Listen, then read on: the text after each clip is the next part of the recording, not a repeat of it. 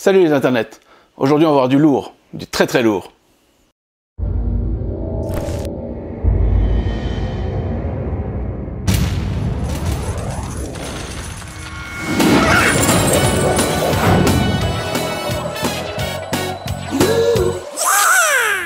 Aujourd'hui nous allons parler des Goonies. Les Goonies, courageux futé quoi qu'on en dise. Non, j'ai dit les Goonies. Vous savez ce film qui traîne en VHS sur le haut de votre armoire et qui prend la poussière et qui a appartenu vraisemblablement soit à votre papa, soit c'est parce que vous avez oublié de le rendre au vidéoclub du coin. Vous savez, ces magasins qu'on fermait au profit de l'empire Netflix. I mean, as a businessman, you would have to admit that it makes absolutely no sense to go through all of this effort to keep a failing business afloat, right? Il y a quelques jours, j'ai reçu un goodies des Goonies. C'est pas la classe ce titre, non? Mais avant de vous parler de ce que contenait ce paquet, et croyez-moi ça en vaut la peine, on va parler un petit peu du film.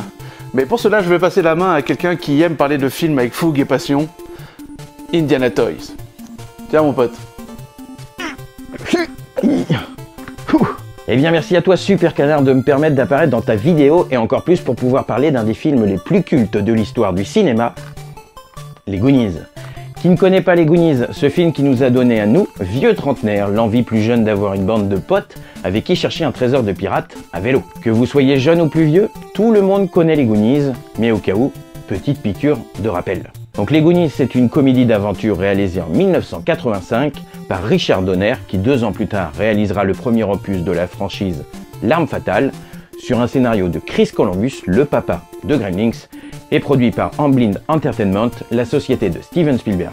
En gros, le film n'avait vraiment aucune chance de se planter. L'histoire suit une bande de 4 ados, Bagoo, interprété par Corey Feldman qui a joué dans les Gremlins en 1984, Choco, joué par Jeff Cohen pour qui les Goonies fut son seul film majeur, Data, interprété par Jonathan Kikan qui fut 2 minutes dans Indiana Jones et le Temple Maudit l'année d'avant, et Mickey, joué par Sean Astin, qui deviendra plus tard Sam Gameji dans Le Seigneur des Anneaux. La bande se fait appeler les Goonsdock, traduit en français par les Ringards, surnom de leur quartier d'Astoria, dans l'Oregon. Ils seront accompagnés dans leur quête par Brandt, le grand frère de Mickey, joué par Josh Brolin, qui est aujourd'hui Thanos et Cable dans l'univers Marvel, Dandy, la copine de Brandt, et de son amie Stéphanie. Ils trouvent donc dans un grenier une vieille carte au trésor menant au trésor du pirate Willy le Borgne. Comme les maisons de leur quartier vont être bientôt détruites, ils décident, tous ensemble, de partir à l'aventure pour essayer de trouver ce trésor qui leur permettrait peut-être de sauver leur quartier et d'ainsi d'éviter la démolition de leur maison. Cependant, il y a un hic, c'est que pour accéder à ce trésor, bien sûr,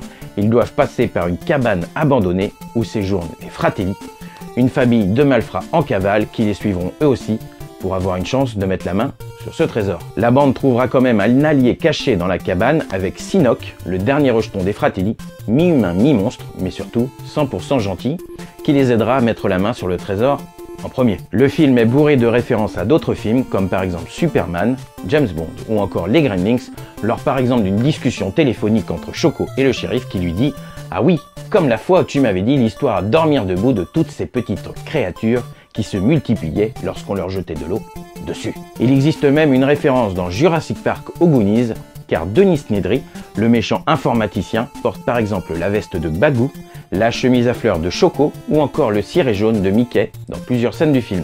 Le film inspira bon nombre de films et de séries en tout genre, dont Stranger Things qui en est le digne héritier, avec en clin d'œil la présence à l'écran de Sean Astin dans la première saison. La musique elle aussi fut remarquable car supervisée à la demande de Spielberg par l'immense Cyndi Lauper.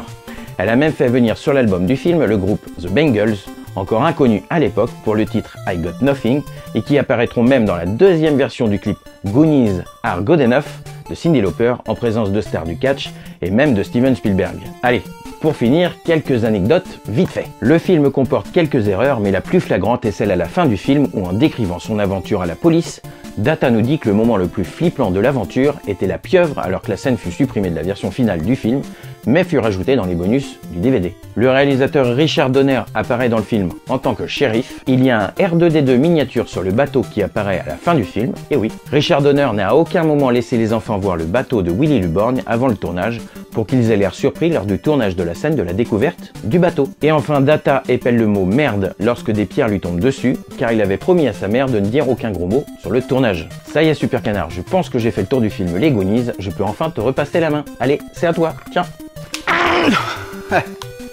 Ouais, merci Indy, j'adore ton t-shirt. Je sais pas pourquoi je me sens concerné. Comme vous pouvez l'imaginer, je suis un immense fan des Goonies et je suis impatient de vous montrer ce truc de dingue. Encore plus dingue que la fois où Michael Jackson est venu dans ta maison pour pisser un coup. Encore plus dingue que la fois où t'as sauvé ces vieux dans l'incendie de la maison de repos. Ouais, et je parie que c'est encore plus dingue que cette autre fois où t'as bouffé ton poids en pizza, hein. Aussi dingue.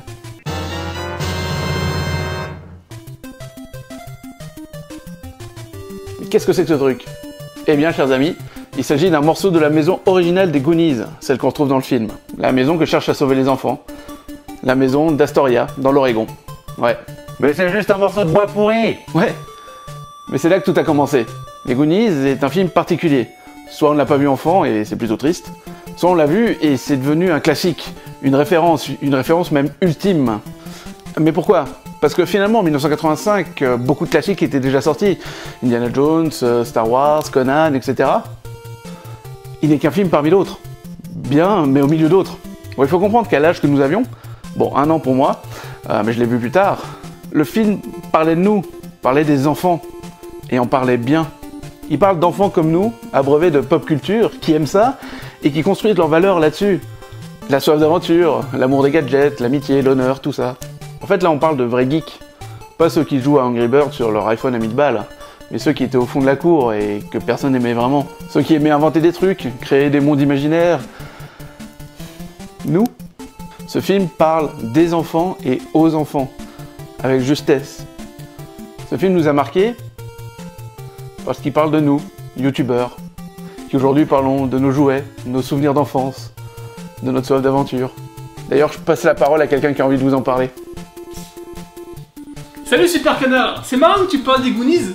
J'ai une petite anecdote rigolote à ce sujet. Figure-toi que moi quand j'étais gamin, mon héros préféré c'était Mickey. Et comme tu le sais, Mickey dans le film est asthmatique. Et du coup, je sais pas comment j'ai fait, je m'étais débrouillé à trouver une petite bombe pour contrer l'asthme, tu sais, comme Mickey. Et je l'avais, du coup, en permanence dans ma poche. Quoi que je faisais, j'avais cette petite bombe. Et quand on jouait avec les potes, on faisait du vélo, etc., parfois je la sortais et je m'amusais à en mettre. C'est con, mais je te jure, c'est vrai. Comme quoi, on est quand même très influençable. Voilà, c'était ma petite anecdote. Bon ben les amis, pensez à liker cette vidéo, à vous abonner à la chaîne de Super Canard. Et mon pote Julien, je te dis ciao. Je me demande si le fait que j'ai toujours une barre de chocolat sur moi vient du fait que j'ai envie de ressembler à Choco.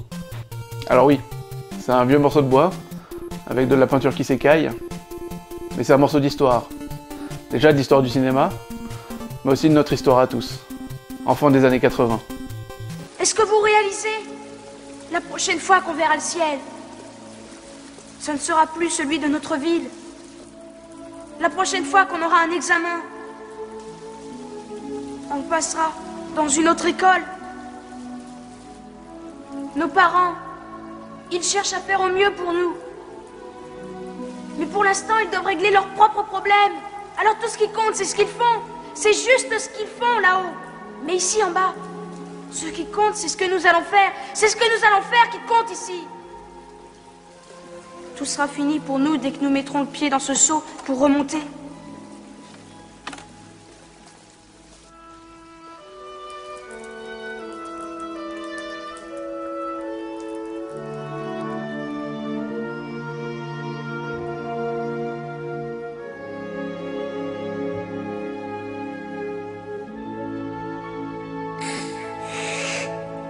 Il y a une histoire d'amitié et de chasse au trésor. Et c'est aussi pour cela que je voulais que mes deux amis, Indy et Anto, participent à cette vidéo. Parce que c'est dans cette chasse au trésor de nos souvenirs d'enfance que nous nous retrouvons. Et je pense encore à Sébastien, Patrick, Romain, et je crois qu'au fond, nous sommes tous des Goonies. Et ce vieux morceau de bois me le rappelle, parce que c'est là que tout a commencé. Encore merci à Indiana Toys et Anto Geek d'avoir participé à cette vidéo. Si ce n'est pas encore fait, allez vous abonner à leur chaîne. Si ce n'est pas encore fait, abonnez-vous à la mienne. Likez, commentez, partagez. Mais surtout, restez des gamins. C'était Super Canard. Ciao. Ciao. Ciao.